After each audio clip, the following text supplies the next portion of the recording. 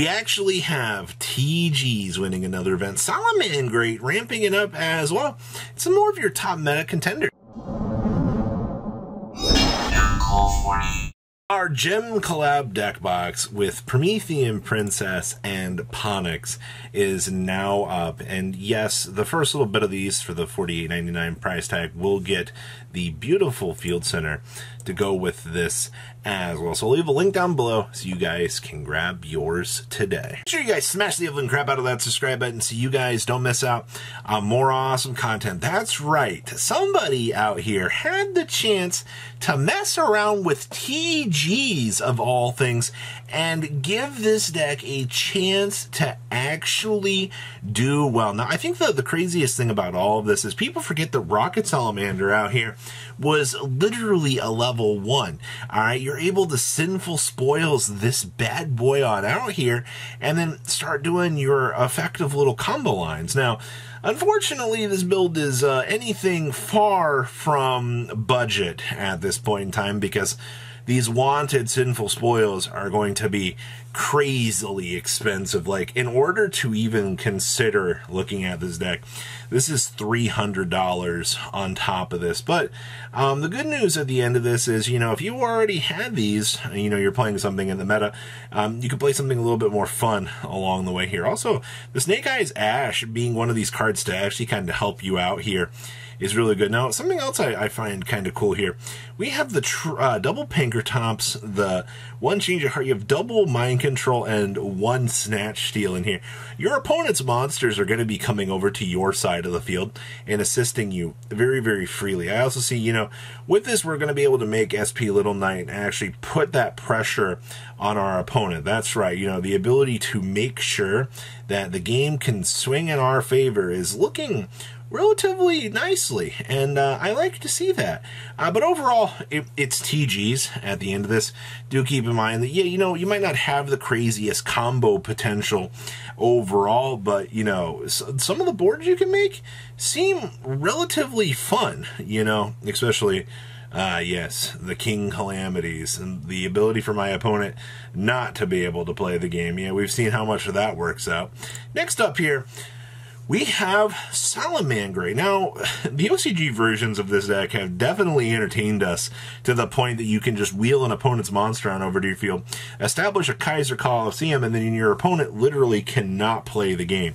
Like, it's actually kind of crazy. Now, this build actually has adapted towards cross-out designators. Now, for as much as, you know, we laugh at the meta and things like that, you know full well that this card right here is a death sentence to this deck, all right? A Nibiru coming down ends this deck's entire career. Do I need to say that again? Big rock in sky. Make deck not fun, all right? Now, I do see that this build is doing some very interesting things here. I see that we have a Splash Mage in here, and with this Splash Mage, we get some little revivability. We're also playing a Proxy F Magician in here, so you can actually make the Violet Chimera. Now, I mean, this thing is some extra gas in here, just to kind of make sure that you can kind of clean up some messes that might be kind of establishing themselves here, but I have not honestly seen any builds out here that even give two craps about playing Proxy F. You know, this card's typically involved in a lot more other degenerate things. That's just kind of how it is at this point in time. You know, the more degeneracy that you can kind of see floating around out here with a lot of this stuff is kind of interesting. Also, everything else down here in the extra deck, we're even all the way down here to a Horse Prince, which is actually really cool. You know, seeing all these different ideas that this deck actually can make. Okay, I like this. This is actually by far, I think, the coolest Salamangreat deck that I have seen actually doing well in the meta. Cool.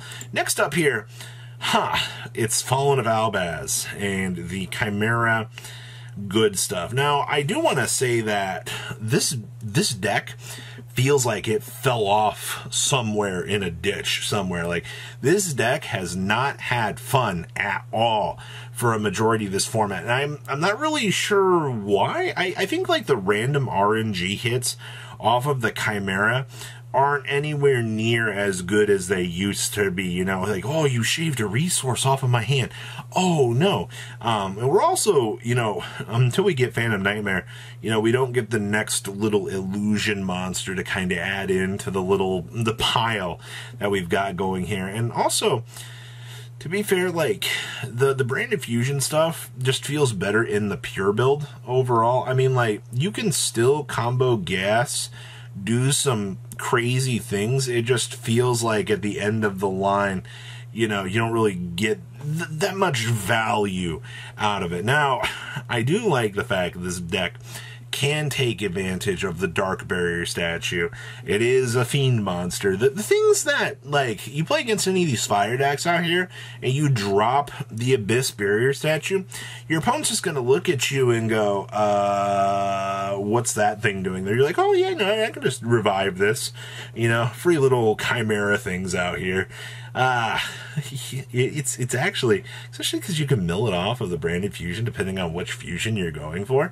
The little things that people I don't think really consider out here is how good this actually is. I also like the fact that we have one shifter in here for a cross-out target. Well, you know, when certain cards just ruin your entire day, you know, you got to take advantage of them, you know. It's amazing how devastating some of these power cards can actually be. Next up here, we have... Now, this is what I was wanting to see. I was waiting for somebody to come up with some sort of idea out here to try to keep Runic going. And that's what we actually have here today. Inspector Border and a Mono Awada. Now, yes, this is 5 walking, talking floodgates in the same deck, and I do want to say that overall, you're just going to rely on the floodgate stuff to make sure that you can do your game plan.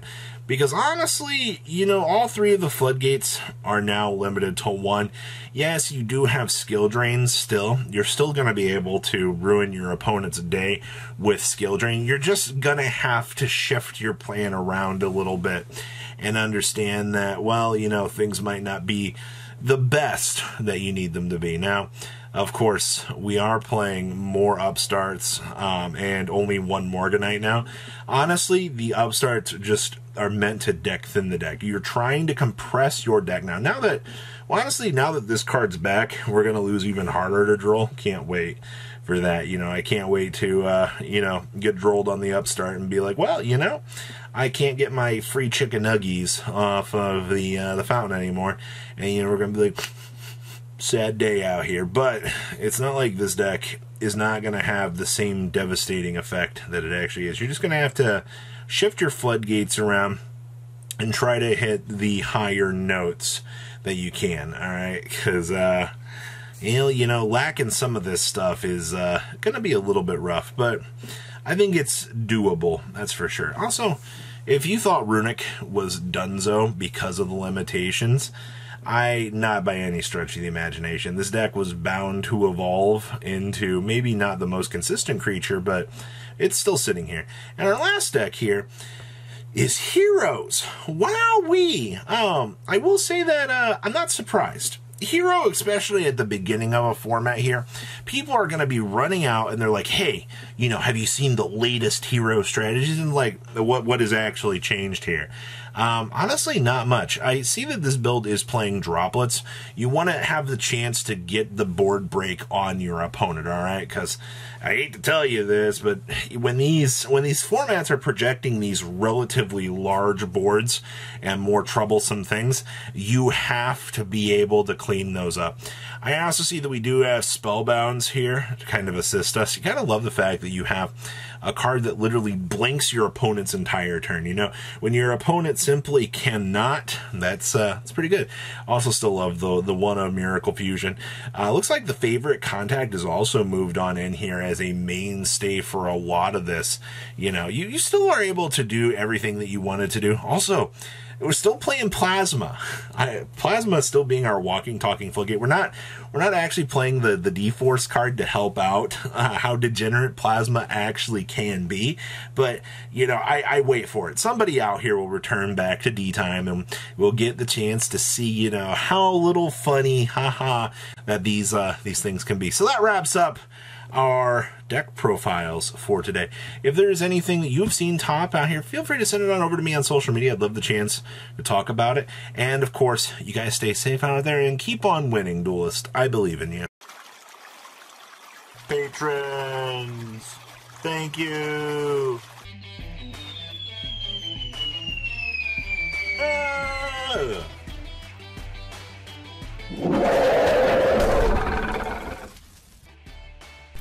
Thank you so much for watching. Check out these other videos.